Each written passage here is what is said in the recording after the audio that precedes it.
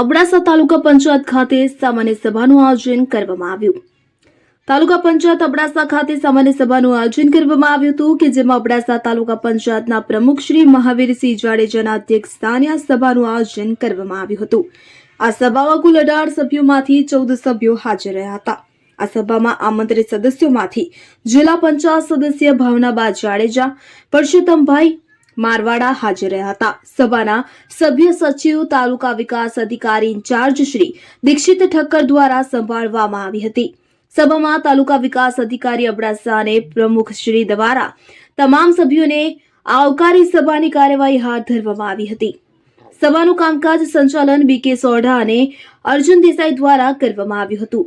સભાની કાર્યવાહી નોંધનું વાંચન, ગત 3 માસના તાલુકા પંચાયત અબડાસાના આવક ખર્ચના હિસાબોની ચર્ચા કરવામાં આવી હતી તેમજ અબડાસા તાલુકા પંચાયતના વર્ષ 2025-26ના અંદાજપત્ર અને હાજાપર ગ્રામ પંચાયત સરપંચના રાજીનામા તેમજ પ્રમુખશ્રી દ્વારા આપેલ પ્રશ્નો અંગે ચર્ચા કરવામાં આવી હતી।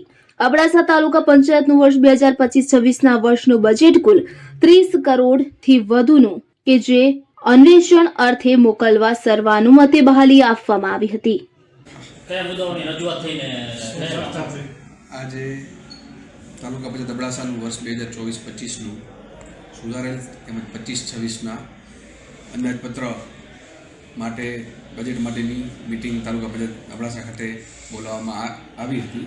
તેમાં 30 કરોડ 13,98,000ની પૂરાંતવાળું બજેટ તાલુકા પંચાયત દ્વારા આજે પસાર કરવામાં આવ્યું છે, જેને હવે અવલોકન માટે જિલ્લા પંચાયત ખાતે મોકલી આપવામાં આવશે।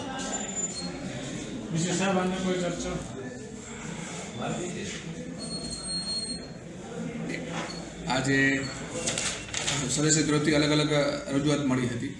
પ્રમુખ સ્થાનેથી આજે પ્રિન્ટિંગ અને જે ઝેરોક્સની કામગીરીનું જે ટેન્ડર છે બરાબર, એને નવી આપણે પ્રક્રિયા કરીએ, ટેન્ડરિંગ પ્રક્રિયા કરીએ ત્યાં સુધી જે અગાઉની એજન્સી છે એને મુદત વધારવા માટેની એક બહાલી આપણે આજે આપવામાં આવી છે।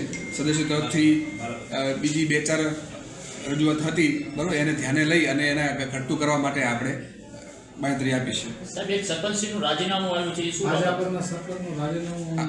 હાજાપરના સરપંચશ્રીના રાજીનામું રજૂ થયેલ છે।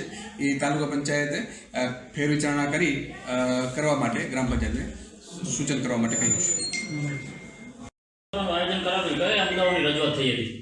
આજે જ્યારે અબડાસા તાલુકા પંચાયતની સામાન્ય સભામાં આયોજનમાં આપણે બજેટની બાલી આપવામાં આવી અને એ 81.5 લાખ રૂપિયા સ્ટેમ્પ ડ્યુટીના વિવિધ ગામોની અંદર જે ક્રાઇટેરિયાની અંદર આવતા ગામોની અંદર વિકાસના કામો લેવાની અંદર આવ્યા એને પણ બાલી આપવામાં આવી અને જે પણ અબડાસા તાલુકાની અંદર વિકાસ અત્યારે જે તાલુકા પંચાયત દ્વારા જે પણ ગ્રાન્ટો ધારાસભ્યશ્રીની, સાંસદ સભ્યશ્રીની અને ડીએનએફની ઘણી બધી ગ્રાન્ટો અને આપણે રોડ રસ્તા તમે જ્યાં પણ જાઓ ત્યાં ચાલુ જ હોય છે।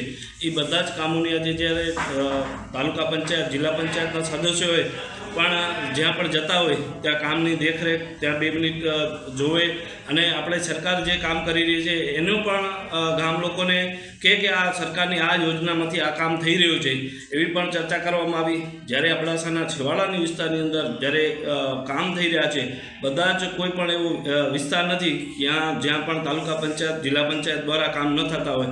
બધી જગ્યાએ આ વિસ્તારની અંદર ઘણો મોટો વિસ્તાર છે છતાં પણ બધા જ કામ લેવામાં આવે છે। આગામી સમયની અંદર તાલુકા પંચાયત 15મા નાણાં પંચ અને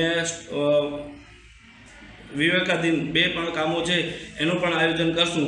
બધા ગામો, બાકીના ગામોને પણ લઈ લેશું। કોઈ પણ સરપંચોને જે રજૂઆતો આવી છે એ કામો અમે પ્રાયોરિટીમાં લઈએ છીએ અને સમાજને કેમ કામ ઉપયોગી થાય એવા કામો, જ્યારે પણ પતરાના આ જે શેડ છે જે સામાજિક રીતે આપણને બધી રીતે ઉપયોગ થતા હોય એવા કામોને પ્રાયોરિટી આપી છે અને સમાજને કેમ વધુમાં વધુ ફાયદો થાય એવી રીતે આપણી સરકારની જે યોજનાઓ છે એનો ફાયદો કેમ આપણા માણસો લે। જ્યાં સ્કૂલ છે ત્યાં પણ બધા કામો લીધા છે, નવી સ્કૂલોના ટેન્ડર પડી ગયા છે, એનું પણ કામ થવાના છે।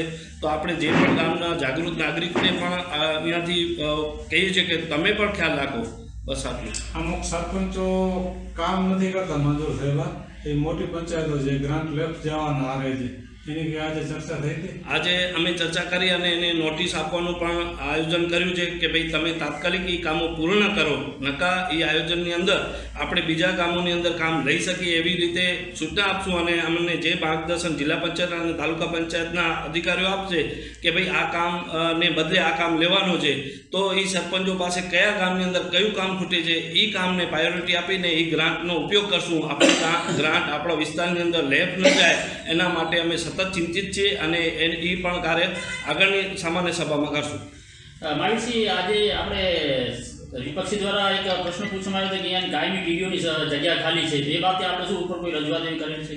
હા, તાલુકા પંચાયતની અંદર અત્યારે જ આપણે ટીડીઓની બદલી થઈ અને સરકાર અને જિલ્લા પંચાયત એ પણ આપણે કાયમી ટીડીઓ આપે એવી એમને પણ હયાદાણ આપી છે અને ટૂંક સમયની અંદર આવી જશે.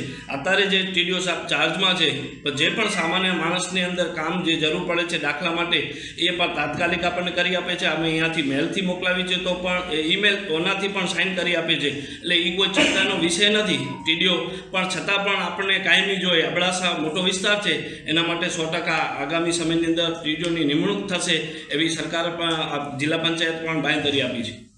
Rameshbhai Bhanushali, DP news, Kutch.